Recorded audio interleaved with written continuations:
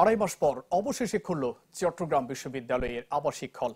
তাতে 7 বছর পর নতুন করে আসন বরাদ্দ পেয়ে অনেকে ভিড় করে হলগুলোতে। তবে বরাদ্দে বৈষম্য হয়েছে অভিযোগ তুলে বিক্ষোভ করে শিক্ষার্থীদের একটি অংশ।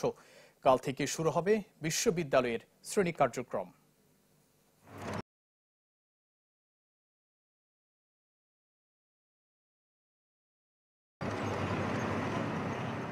দীর্ঘ আড়াই মাস বন্ধ থাকার পর খুলেছে হল, তাই সকাল থেকে চট্টগ্রাম বিশ্ববিদ্যালয় ক্যাম্পাসে বাড়ে শিক্ষার্থীদের আনাগোনা। শুক্রবার রাতে অনলাইনে আবাসিক হলের আসন বরাদ্দের তালিকা প্রকাশ করে কর্তৃপক্ষ। তাই বরাদ্দ পাওয়া শিক্ষার্থীরা ভিড় করেন প্রভোস্টের কাছে। রাজনৈতিক কারণে এতদিন না হলেও দীর্ঘ 7 বছর পর আসন পেয়ে অনেকে ছিলেন উচ্ছ্বসিত। রাজনীতি থেকে আমরা দূরে ছিলাম, এই কারণে আমরা ওই সময় আমরা উঠতে পারি নাই, বাট এখন যেহেতু মেধার ভিত্তিতে মূল্যায়ন করা হচ্ছে, আমরা সেই কারণে উঠতে পারতেছি। এই 4-5টা বছর আমি হলে থাকার ইচ্ছা ছিল, কিন্তু সেই সুযোগটা হয়ে ওঠে নাই। ফার্স্ট ইয়ার হয় আমরা নিচতলায়, সেকেন্ড ইয়ার হলে দোতলায়, এরকম করে তাদের আপনার ইয়ার অনুযায়ী আমরা তাদেরকে সিট সাথে দিয়ে দিচ্ছি।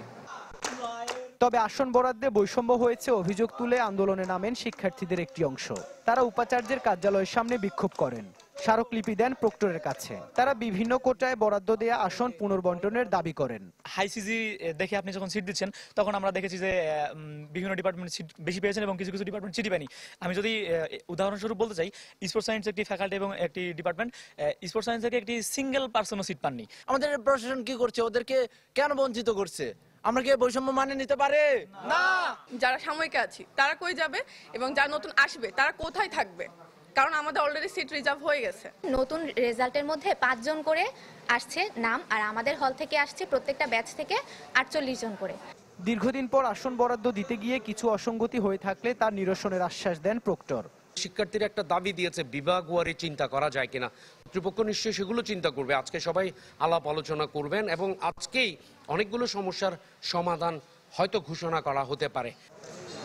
কোটা সংস্কার আন্দোলন চলাকালে গেল 17 জুলাই হল ও বিশ্ববিদ্যালয় বন্ধ ঘোষণা করে তখনকার প্রশাসন। বিশ্ববিদ্যালয়ের বিভিন্ন হলে আসন ছিল 4000-এর উপর। ইবেন মির, চ্যানেল 24, চট্টগ্রাম।